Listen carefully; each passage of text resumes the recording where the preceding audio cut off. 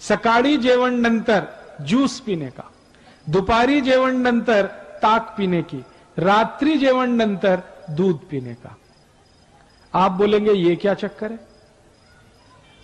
सकाळी जूस, दोपहरी ताक और रात्रि को दूध। बात ऐसी है, हम जो भी कुछ पीते और खाते हैं, हमारे पोट में उसको हजम करने के लिए, पाचन करने के लिए कुछ रस की जरूरत पड़ती है, जिसको अंग्रेजी भाषा में एंजाइम्स कहते हैं। वो रस हमारे पोट में समय समय पर उत्पन्न होते हैं। ताक को पचाने के लिए, दही को पचाने के लिए जो रस चाहिए वो दोपहर को ही पोट में आता है ज्यादा। दूध को पचाने के लिए जो पाचक रस की जरूरत है वो सूर्यास्त के बाद ही पोट में पैदा होता है ज्यादा। और जूस को पचाने के लिए जिस पाचक रस की जरूरत है वो सकाळी सबसे जास्ती होता है। इसलिए नियम बना दिया गया, सकाळी जेवण नंतर जूस, दुपारी जेवण नंतर ताक, रात्रि जेवण नंतर दूध। समझ गए? अब आप ये, बहुत सारी आई और ताई यहां जो बैठी है वो ये कहेगी, हम तो हमारे बच्चों को सुबह सुबह दूध पिला के स्कूल भेजते हैं। आयुर्वेद कहता है कि सुबह का समय दूध पीने के लिए अच्छा नहीं है। सबसे अच्छा समय दूध पीने का है वो शाम को है। तो आप क्या पिलाएं सुबह सुबह बच्चों को? जूस पिलाइए, संतरे का रस पिलाइए, मौसमी का पिलाइए, द्राक्षी का पिलाइए, टमाटर का पिलाइए, गाजर का पिलाइए। कुछ नहीं है तो नींबू की शिकंजी ही पिला दीजिए, सबसे सस्ता। और जितने दिन ऊस खाने को मिलता है, जितने दिन, 3 महीने 4 महीने, तो सकाळी ऊस का रस जरूर पीने का, नाश्ता नंतर, जेवण नंतर। आप बोलेंगे इसमें क्या है? ये जो ऊस का रस है ये अद्भुत है। इसकी सबसे बड़ी विशेषता है कि इसमें भरपूर मात्रा में कैल्शियम है। और हमारे शरीर की ये जो हड्डियां होती हैं, इनको बनाने के लिए कैल्शियम सबसे जास्ती उपयोग में आता है। और जूस जो है, ऊस का रस, उसमें सबसे जास्ती कैल्शियम। फिर दूसरे नंबर पे सबसे जास्ती फास्फोरस है। कैल्शियम और फास्फोरस अगर किसी किसी रस में है तो वो तो सबसे अद्भुत है। इसलिए ऊस का रस जितने दिन मिले जरूर पीना। क्या क्या फायदा होगा? हड्डियां मजबूत होंगी, शरीर में चुस्ती फुर्ती रहेगी, ताकत बहुत ज्यादा आएगी। और मैं आपको 1-2 माहिती देता हूं। जो ऊस का रस पी सकते हैं सुबह सुबह, उनको जिंदगी में कभी भी काविड़ रोग नहीं हो सकता। काविड़ समझते हैं मराठी में? जॉन्डिस, आंखें पीली पीली हो जाती हैं, लघवी एकदम पीली आने लगती है, शरीर टूट जाता है, बिस्तर पे लेटना पड़ जाता है। और काविड़ की दुनिया में औषध नहीं है। एलोपैथी के किसी भी डॉक्टर से पूछेंगे, वो कहेगा काविड़ की औषध नहीं है, ये तो अपने आप ही ठीक होता है। डॉक्टर कहेगा आराम करो 20 दिवस, 25 दिवस, 30 दिवस।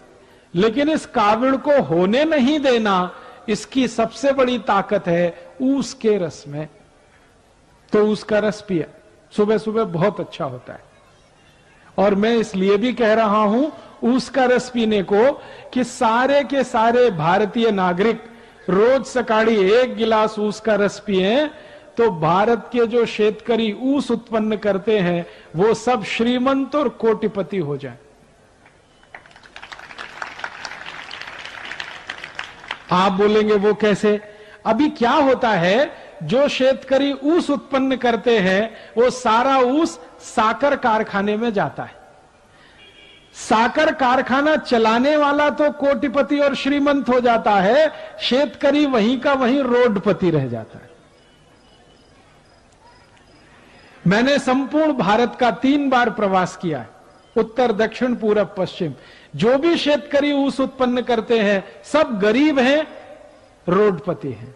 लेकिन उनके ऊस को साखर बनाने वाले जो श्रीमंत हैं और कोटिपति हैं, कारखाने के मालिक, वो सब उद्योगपति हैं। ये चक्कर क्या है? चक्कर बड़ा सीधा है। ऊस का भाव बहुत कम है, साखर का भाव बहुत जास्ती है। ऊस पैदा करने वाले शेतकरी को भाव कम ही है, लेकिन साखर बनाने वाले श्रीमंत को भाव सबसे जास्ती है। तो मेरा तो ये कहना है कि ऊस में से साखर बने, एक भी शेतकरी श्रीमंत नहीं हो सकता। अगर इसी ऊस का रस बिकने लगे और सारे भारतवासी पीने लगे तो ऊस उत्पन्न करने वाला हर एक शेतकरी श्रीमंत होता है।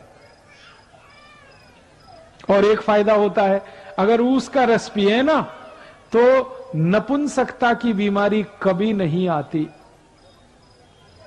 मैं आपको एक छोटी सी माहिती देता हूं, अगर आपके घर में ऐसे कोई पति पत्नी हैं जिनका विवाह हो गया लेकिन बच्चे उत्पन्न नहीं हो रहे,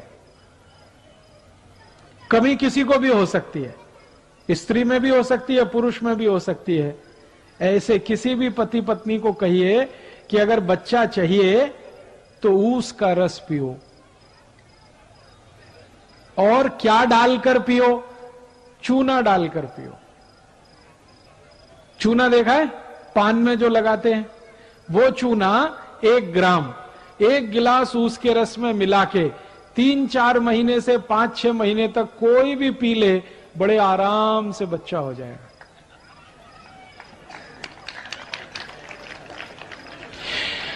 और ऐसी स्थिति में तो सबसे जल्दी बच्चा होगा जब पुरुष के वीर्य में शुक्राणुओं की कमी है और इस कारण से बच्चा नहीं हो रहा है, उनके लिए तो ये अचूक औषध है, ऊस का रस और थोड़ा सा चूना। ये ऊस का रस और चूना दुनिया की सबसे अद्भुत औषध है।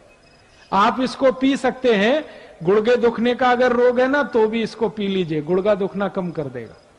कांधा दुखता है, कमर दुखती है, संधिवात हो गया है, ऊस के रस में चूना मिला के पीजिए, बहुत अद्भुत परिणाम।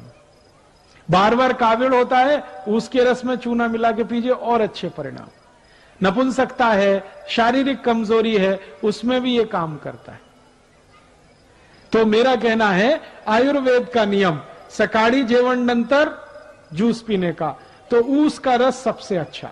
दूसरे नंबर पर संतरे का रस, मौसमी का रस, द्राक्षी का रस, टमाटर का रस, गाजर का रस, और ये जितने भी रस आप पिएंगे सबका पैसा शेतकरी समाज को ही मिलेगा। और शेतकरी समाज को पैसा मिलेगा, शेतकरी समाज श्रीमंत होगा। मेरी आपको एक छोटी सी विनंती है, कुछ और रस आते हैं हमारे देश में बोतल में बंद, वो कभी नहीं पीना, वो सब खतरनाक है। जैसे बोतल बंद, बाटली में बंद एक रस आता है, पेप्सी कोला, एक है Coca Cola, Thums Up, Limca, Citra, Mirinda, mango Frooti, ये सब बाटली में बंद आते हैं ना, और पैकेट में भी बंद आते हैं। ये खराब है, इनको नहीं पीना, क्योंकि इनमें दम नहीं है। आप बोलेंगे क्या दम नहीं है? इनमें है क्या? मैं विज्ञान का विद्यार्थी रहा हूं, और विज्ञान के विद्यार्थियों के ऐसे 14 तरह के केमिकल मिलाए जाते हैं, और ये सब जहर हैं, सभी विष हैं। ये पेप्सी और कोका कोला में तो एक केमिकल मिलाया जाता है, उसका नाम है फॉस्फोरिक एसिड। ये फॉस्फोरिक एसिड से आप जानते हैं क्या बनता है?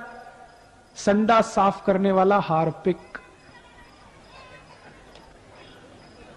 आपने टीवी जाहिरात देखा? हार्पिक, वो संडास पात्र पे डालो, 2 मिनट में फ्लश करो, झकाझक सफेद कर देता है। वो कैसे कर देता है? उसमें एसिड मिलाया हुआ है जिसको तेजाब कहते हैं, और उसका नाम है फॉस्फोरिक एसिड। वही एसिड पेप्सी कोका कोला में भी मिलाया जाता है। तो एक बार मैंने सोचा कि हार्पिक से अगर संडास साफ हो सकता है तो पेप्सी से भी होना चाहिए, क्योंकि दोनों में एसिड है। तो मैंने मेरे घर में करके देखा। मैंने मेरे घर में क्या किया, 1 महीने तक संडास साफ नहीं किया, खूब गंदा हो गया, एकदम पीला पीला कचरा जमा हो गया उसमें। फिर मैं पेप्सी और कोका कोला की बाटली लेके आया और संडास पात्र पे गिराया, और 2 मिनट के बाद पानी से फ्लश किया। संडास पात्र झक्काझक सफेद, एकदम व्हाइट एंड व्हाइट, एकदम नीट एंड क्लीन। वो दिन से मैंने एक जाहिरात शुरू किया है, ठंडा मतलब टॉयलेट क्लीनर। ठंडा मतलब कोका कोला नहीं है, ठंडा मतलब टॉयलेट क्लीनर। अब मुझे बड़ा दुख होता है कि पढ़े लिखे श्रीमंत लोग ये टॉयलेट क्लीनर गटागट पीते रहते हैं। जास्ती एजुकेटेड जास्ती पीते रहते हैं। Engineer, doctor, chartered accountant, manager, professor सब संडा साफ करने वाला पानी पी रहे। किसी के लग्न प्रसंग में जाते हैं ना तो फोकट में मिलता है तो 2-2, 3-3 बाटली गटकते। और पीने वाले घर में अकेले नहीं पीते, कोई मेहमान आ गया उसको भी पिलाते। एक तरफ कहते हैं अतिथि देवता होता है, देवताओं को इस हंडा साफ करने का पानी पिलाते रहते। और कुछ अतिथि अपने घर में ऐसे आते हैं जो कहते हैं ठंडा लाओ, माने हमको संडा साफ करने का पानी पिलाओ।